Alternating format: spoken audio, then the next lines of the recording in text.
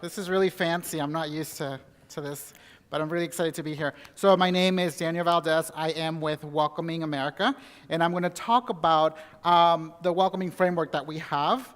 I'm going to share a little bit about our work and highlight a few of the communities that we've been working with in the time that we have. So we'll be around as well after this to chat with some of you more in depth and to go into some of the questions that you may have. But before I talk about Welcoming America, I'll tell you a little bit about my story and how I got to here, and I think that'll help us think about how Welcoming America came out of the work that's happening in the South. So you can show my picture. That's me. I don't know. It was in first grade, I think. I don't like that shirt, but whatever. So I was born in Mexico, and my grandfather came to California back in the 80s, and then my parents came to California in the early 90s, and lived there. Most places, when you think about immigrant gateways, cities, you think about places like California, New York, big, large cities, and so that's where we went. But the cost of living and opportunities that were happening in the South led my parents to bring me in 1998 to North Carolina. So I grew up in North Carolina. I consider myself a North Carolinian, and I live in Charlotte, North Carolina, and I grew up in the suburbs of Charlotte. And we were brought because of the economic opportunity that was happening, the construction jobs. And so I was able to go to college in North Carolina and work in the nonprofit sector there, give back to my community. And it was a really good community for me to grow up in. And that's my story, and it's not a very unique story, but it's, I think, the typical story that you hear when you talk about immigrants coming to the South or to the Midwest or other communities over the past 20 years. And so that mirrors very much what led to the creation of Welcoming America. And I'll talk a little bit about that for the next slide. So how did we came to be here in the United States and what we did? So we started in Nashville. So Welcoming America came out of the work that was happening in Nashville, Tennessee. And so back in the early 2000s, when we think about Nashville now, we think about the prosperity. Nashville right now is a really great city, lots of innovation happening there, lots of refugee resettlement, great for immigrants, lots of international companies moving there, but that wasn't always the case. Back in 2005 and even before that, when Nashville was experiencing this huge growth in immigrant populations, there was a lot of backlash happening around Tennessee and in Nashville as well. And so places like Nashville were proposing a lot of anti-immigrant legislation. Some of that legislation was English-only legislation that a lot of people were really behind that proposal. And what it did, it really sent a long message to immigrant communities that were coming to the area.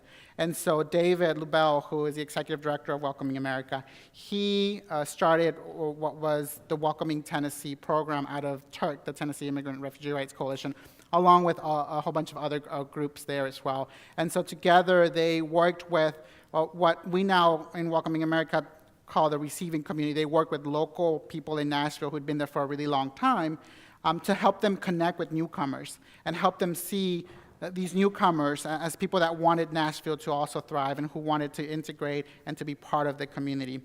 And so what they did is they worked with volunteers to self-create these connections at the local level and change perceptions, minds, and hearts. And so what happened is in Nashville, and if you go to the previous slide, I'll talk a little bit about that. So the English only fails in Nashville, and it was in large part because of the work that was happening. And so that really took the attention of a lot of other cities who wanted to do this work. And there's a quote that we just saw earlier from somebody that is there in Nashville. So if we go to the other slide, we could see that.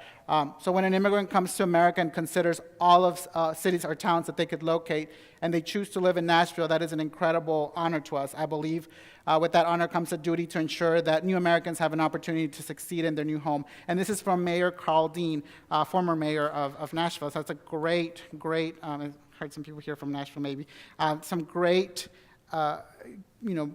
message that's being sent. And so what Nashville did, and it's one of the few cities in the South during his tenure was open a mayor's office of New Americans. And what that did is really look at how New Americans and new Nashvilleians could actually integrate into the community. And Mayor Barry has continued that as well in Nashville. And Nashville sort of has changed that trajectory for their image. And we think that that's a classic example of what we mean by welcoming communities.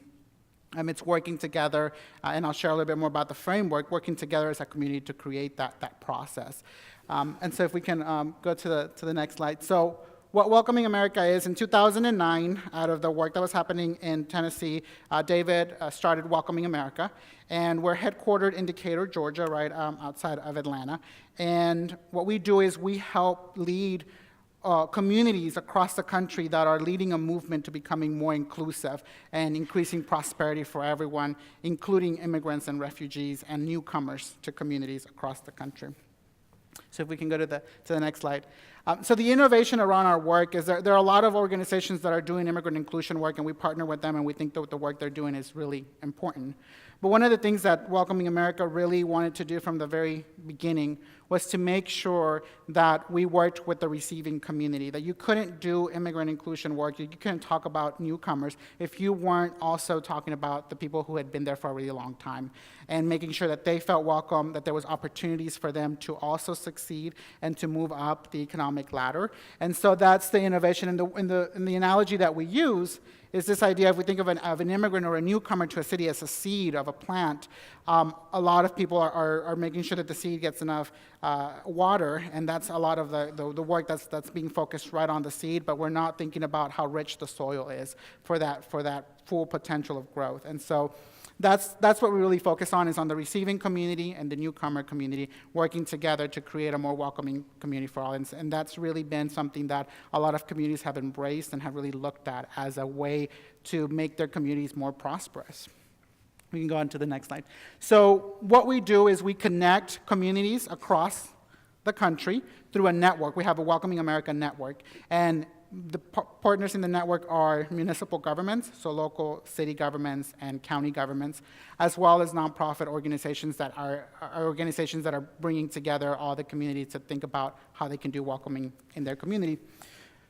We build on the work that's already happening in communities to make sure that we are able to really talk about what's happening and build upon that great work.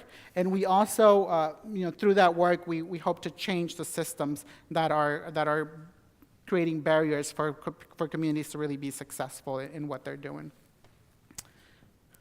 So the way we work with communities is we want communities to go on that spectrum of fearful to tolerant. And one of my coworkers always says, tolerant is good, but I don't want to go to Daniel and say, hey Daniel, I tolerate you, it's cool. So we want them to go to that next step, which is that welcoming piece, really embracing who people are and what they're about. And so that's sort of the spectrum of welcoming. And the approach that we use, really with the receiving communities in mind, right, thinking about them as being a key component of this work, and with the new arrivals or immigrants or refugees to communities, we think about leadership, contact, and communications. So contact is making sure that we're having those really unique interactions between newcomers and the receiving communities. I think that's really important, and we've shown that that's really helpful. If you are able to get beyond just who people are in a sort of a one-dimensional story. So some of you have heard about this talk that was done around the dangers of a single story, right? This idea that we see people only as one thing, as an immigrant or as a refugee, and then we don't go beyond that. And so the contact is very important, and creating those contacts is really key for communities to move into that welcoming space. The leadership piece is around making sure that you're bringing together communities, both from the receiving community and the immigrant communities, creating that leadership piece as well. And so I'll talk a little bit about what that looks. And then the communications piece is, how are you structuring your messaging? How are your elected officials? How are your community leaders talking about new Americans and newcomers? And you have some You've had some examples here in Roanoke that we'll talk about as well, where it's a mix of both, and that happens in communities all over the country, and we worked with Roanoke through that piece as well, so I'm looking forward to sharing some of that. So our framework, this is what, when a community comes to us and says, okay, I want to be part of the Welcoming America Network, I want to be a welcoming community, what is it that we need to do? And so what we say is, every community is different. Some communities are really trying to work on specific things because they've identified those as issues. Other communities really don't know what they need to do, and some communities have been doing a lot of this work for a long time and really need to take it to a new level. So we work with communities that are in all that whole spectrum of welcoming work. But the 5 things that we really say to people is around making sure that you have great leadership and communications, right? So how are you getting newcomers and refugees and immigrants into your local boards and commissions? How is that happening? Are you providing that? So there's places like Nashville and Norcross, Georgia, where they're doing citizen, it's called my Academy 101 or my City 101, where they have these trainings so that people know how the local government works, especially newcomers and immigrants, how the local government works and how they can get on commissions and boards and things like that and help them through that process. So some cities are very proactive in that space. Instead of just waiting for people to say, hey, I want to join a commission or board, how do I do that? They're providing classes and programming that allows people to learn about that process. When we think about equitable access, thinking about how are people accessing your city services, your county services, those kinds of things, and are people being, to have that equitable access? And so in Montgomery County, for example, in Maryland, there's a lot of great work around language access, making sure that they have forms and programs in languages that are relevant to their communities. They have a really diverse community, but they've identified the top 5 communities, and they've created a lot of programming and a lot of support around those particular languages to make sure that people have access to those services. On economic opportunity and education, we work really closely with a lot, and we've talked about Cleveland, and a couple of the people have talked about places in the Midwest. When we saw the economic downturn that happened in the Rust Belt area or the Midwest, refugees and immigrants were really harnessed because their rates of entrepreneurship is a lot higher than the native-born Americans, and so they were able to really help communities rebuild and bring back money and bring back businesses. And so that's one of the ways in which communities can do that. And they do that by allowing folks to be able to open up businesses easily, looking at your process for how do you get licenses for businesses and permits, and how do you make that happen, working with co-op spaces and innovation spaces to make sure that new entrepreneurs are able to have the resources and the support from the local government to be able to do that. Around the civic engagement piece, it's around how do people participate in your community. And it's not just local elections. You obviously want to get people who are eligible to become citizens and to vote and to be part of the process. But some people are not there yet. They may be undocumented, or they may be still refugees and still only be legal permanent residents and not have voting rights. So in Greensboro, North Carolina, and one of our speakers is from Greensboro, and I love Greensboro, it's a great city. They were establishing an international advisory council that was going to represent the international community in Greensboro. And for the first few years, the city appointed people on the advisory council. They just appointed them, and they got appointed. But the community didn't feel like that was their council, that was someone that represented them. And so after a lot of conversation, the city allowed for the community to actually elect who was going to be on that council. And so over a 2-day weekend, over 400 people came from the immigrant community and voted for who was going to represent them on this advisory council that was going to report to the city government. And so even creating that kind of structure makes people feel like they're welcome and that their voices are being heard. So that's a great example. On safe and connected communities, of course, working with creating that trust between law enforcement and communities is key, as well as other departments in the city and the county and other organizations as well. So some communities have done citizen academies.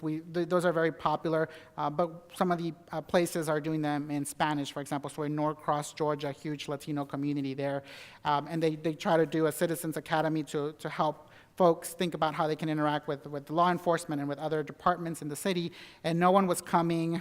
They weren't, they weren't sure what this was. They didn't want to, especially if they were undocumented, they didn't want to be in that space. But what the local person did, the local person there in Norcross, is went to a local church and got the priest from the church to help get a few people through that class first. And they went through the class, and then once they went through the class and saw how great it was and what an opportunity that brought, they were able to then get other people. And now their Spanish class is much more robust, and they have actually a lot more people that come to that than their English class because of that community trust that's been happening there. You can go to the next slide. So I'll talk a little bit about our impact and the way that we're working in a few cities. So right now, so you see Virginia has a little red star right there. That's Roanoke. Roanoke was the first city in Virginia to join. That's great. This is a little outdated by a few months. The city of Harrisonburg, Virginia, just joined the network. I was there this morning, so if y'all from Harrisonburg, you have a great city. I was there this morning meeting with some folks there. And we have a lot of cities across the country, as you can see, and we've added a lot more as well. But these communities are learning from one another, and they're working with one another to really figure out what a really welcoming community looks like, and we're learning on how to create that space, how to create those communities, and that's really exciting. So you can go on to the next slide. So we, of course, what is the return on investment on being a welcoming city? We have competitive and resilient local economies, a stronger civic fabric, and equitable outcomes and thriving communities. Those are things that businesses look for. Those are things that new people look for. When young people are looking to move, they're looking to these things, and this is what creates a larger population, more lovability, as one of the other presenters talked about earlier, for your city and your community. We can go on to the next one. I'll share a little bit about Atlanta, where we're located. Mayor Kasim Reed launched the Welcoming Atlanta work. A few years ago, they brought together a whole bunch of stakeholders from all the different sectors, and they made recommendations for the city to do. And one of the recommendations was to open an office that really talked about how we can integrate immigrants into the Atlanta area. And so the mayor opened the Atlanta Office of Immigrant Affairs, and they have now 4 staff members that are doing programming and great work. And that came out of a Welcoming Atlanta initiative that was created by local leaders from both the corporate sector, nonprofit, business, communities, and just advocates in general. And they have 3 areas of work: community engagement, economic power, and public safety. And they have over 21 recommendations under all 3 of these, and they're working to get those done over the next few years. In Dayton, the population in Dayton had been going down. They've been losing people.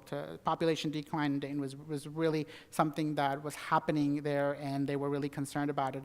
And it was immigrants and refugees that helped the economy in Dayton and also the population. And so now Dayton, for the first time in over 20 years, increased its population, and it's increased for over 40% over the last few years. And that's a really great outcome of creating a welcoming space, but also making sure that the people that were coming, refugees that were being resettled, they actually stayed there. Because refugees, once they're resettled, they don't have to stay in that community. They can go anywhere else that they want to.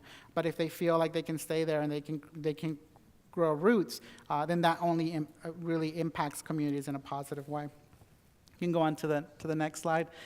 In Columbus, just a couple of examples. So 7,851 local refugee-owned businesses are estimated to be supported by these businesses. And so that's just refugees. We're not talking about immigrants. We're just talking about refugees. That's a huge number.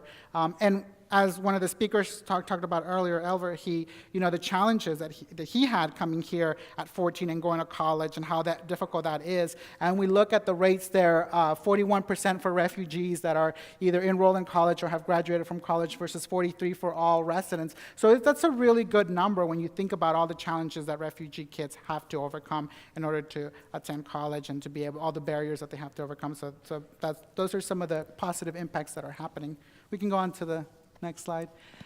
So we've been working with the White House as well. They launched a Building Welcoming Communities campaign, very close model to the work that we do. But this is, I think, a quote that really talks about the welcoming piece and why it's so important. So it says, "This is what makes America exceptional. We welcome strivers, we welcome dreamers from all around the world, and it keeps us young, and it keeps us invigorated, and it keeps us thriving." And that's a really good quote, I think, that really encompasses why we want to be a welcoming community. We can go on to the next slide. So when I was talking with Ariel about what to talk about here, one of the things is what can individuals do to make their communities more welcoming?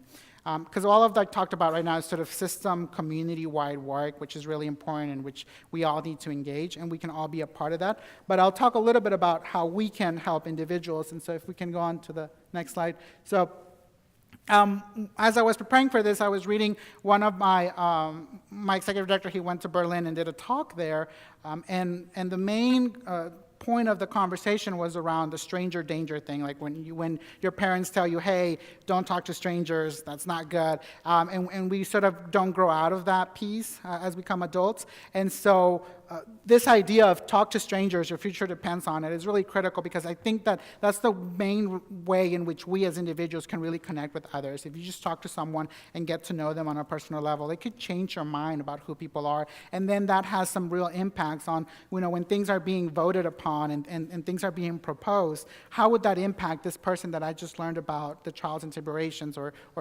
just learned about where they're coming from and how they see the world. And so that's a really important piece of the work that needs to happen, is we need to be able to make sure that we're talking to people all the time. And sometimes it's a little hard. I was, as Ariel mentioned earlier, I was on a plane with another presenter here, and we're actually sitting right behind each other, but the person next to me, I was really tired and I didn't want to, so I just put up my little iPad and I started playing my Candy Crush. And so I was like, I don't want to talk to anybody right now. And then I left the plane. I was like, that person next to me seemed pretty cool. I should have talked to them a little bit more and learn more about who they were. But a lot of times we miss those opportunities for whatever reason, but we want to be conscious about that and really trying to help that out. That brings me to Roanoke, and y'all know Sam. He came to our interactive and spoke. But so Roanoke, I think, also really exemplifies how communities can come together and really address some of the things that are happening in communities. So Sam came and talked about his work. He is the only Muslim member of the Virginia House of Delegates. So it's a really, and he's from Roanoke, so it's great. But Roanoke, when the Syrian refugee situation was happening, the mayor of Roanoke said some things that were not welcoming, and that really put Roanoke on a national level. I saw news articles coming out of that work. And what we did as an organization is Roanoke was the only welcoming city in Virginia, and for the mayor to have those comments didn't really align with the values of the network. And so we had conversations with the city and with local communities, and the city council came really swiftly, had a meeting, and they reiterated their support for being a welcoming community. Hundreds of people came out to the city council meeting, and they talked very positively about what Roanoke is, or who the community of Roanoke is, and how it's important to have a welcoming spirit and have a welcoming community. And it was really impactful to see how the community rallied behind this, and how the community has sent a clear message that they are a welcoming community, and that those comments don't represent all of Roanoke. And so that's an important thing that people can do, is when things are happening in your community, to show up and show support is really critical, especially for elected officials who want to see folks who are interested in this work come out and support it. So those are some of the things that that y'all can do. And with that, I will, if you guys want to tweet us, we're welcoming USA. Please follow us. We have some great information. Like I said, I'm going to be out here hanging out. I'd love to talk to you more about the work that we do in very specific detail. So if you're interested in that, we're also doing some international work as well. So if you're interested in that piece too, we're happy to do that. And we have some great initiatives and programming that's coming down the pipeline as well that some of you may be interested depending on your line of work. So with that, thank you so much for the time. I really appreciate it, and I've been very welcomed here into Roanoke. I had a great dinner yesterday with some folks, and it's just been a great place, and I look forward to coming more often and getting to know the community. So thank you so much.